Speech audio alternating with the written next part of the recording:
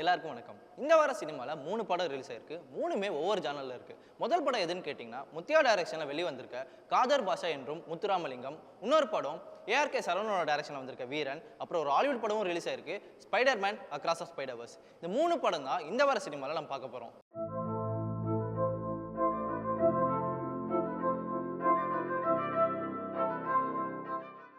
நம்ம ஃபர்ஸ்ட் பார்க்க போகிற மூவி காதர் பாஷா என்று முத்துராமலிங்கம். இந்த படத்தோட டேரக்டர் முத்தையான்னு முதலே சொல்லிட்டேன். இந்த படத்துக்கு சினிமாட்டோகிராஃபராக வேல்ராஜ் பண்ணியிருக்காரு.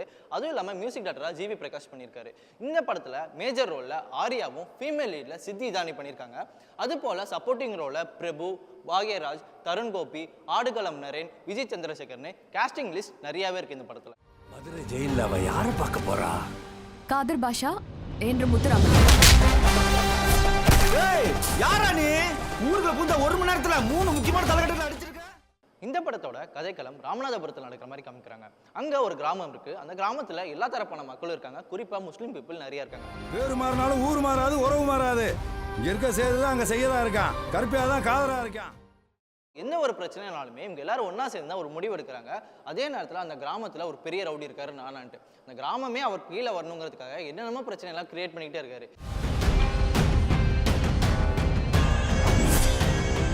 தனித்தனியா நின்னா தண்ணிதான் காட்டுவாங்க, கூடி நின்னாத்தே அடுத்தவே கொலையா இருக்க முடியும். ஆரியா அந்த பிரச்சனையெல்லாம் இந்த கிராமத்தை எப்படி காப்பாத்துறாரு, இந்த பிரச்சனைலாம் சார்ட் அவுட் பண்ணாரா அப்படிங்கிறத பற்றிலாம் சொல்றதுதான் இந்த காதர் பாஷா என்றும் முத்துராமலிங்கம்.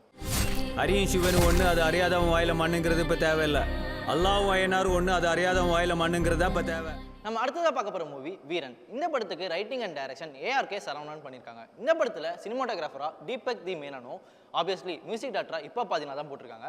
இப்பா பாதியை தாண்டி மெயின் லீடில் யாரெல்லாம் பண்ணியிருக்காங்க பார்த்தீங்கன்னா போஸ் வெங்கட், காளி வெங்கட், சின்னி ஜெயந்த், முனிஷ்காந்த்னு நிறைய பேர் நடிச்சிருக்காங்க.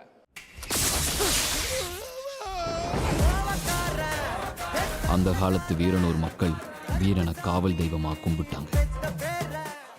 மரகதநாணயம் படத்துக்கு அப்புறம் ஏஆர்கே சரவணன் டைரக்ட் பண்ற மூவி தான் வீரன். அந்த படத்தில் எப்படி ஃபேண்டசி ஆக்ஷன் ட்ராமாலாம் இருந்ததோ அதே மாதிரியான எலிமெண்ட்லாம் இந்த படத்துலையும் இருக்குன்னு நம்மளுக்கு ட்ரெய்லர் பார்க்கும்போதே தெரியுது.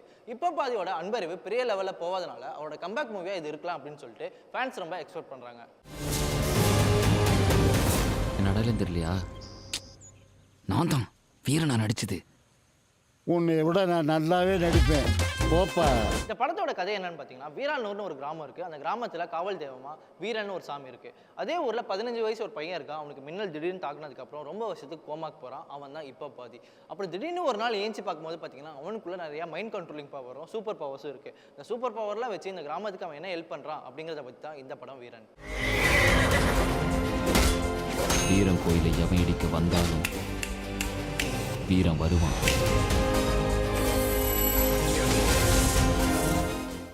நம்ம அடுத்ததாக பார்க்க ஒரு movie the Spiderman across of Spiderverse. இது ஒரு animated movie, Sony pictures produce பண்ணுறாங்க. இந்த படத்தோட பிளாட் என்னன்னு பார்த்தீங்கன்னா, வேரியஸ் டைம் ஸ்பேஸில் இருக்கிற ஸ்பைடர்மேன்லாம் ஒன்றா கூற ஒரு இடம் தான் இந்த spider society.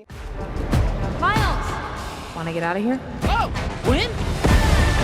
So wait a minute. There's an elite crew with all the best spider people in it? அந்த ஸ்பைடர் சொசைட்டியில் ஒரு மெயினாக ஒரு பையன் வரான். அவன் தான் மைல்ஸ் மொரல்ஸ். இந்த படத்தோட மெயின் லீடான ஒரு ஸ்பைடர்மேனாக பண்ணியிருக்காங்க. இது மல்டிவர்ஸ் சப்ஜெக்ட்டுங்கிறதுனால இந்தியாவிலேருந்து ஒரு ஸ்பைடர்மேனை காமிச்சிருக்காங்க. அவர் பேர் என்னன்னு கேட்டிங்கன்னா பவித்ர Prabhakar. Hey, who's the new guy? Hey, Pav. I'm sorry. Who are you? I'm glad you asked, new guy. I'm not a new guy. My name is Pavitra Prabhakar.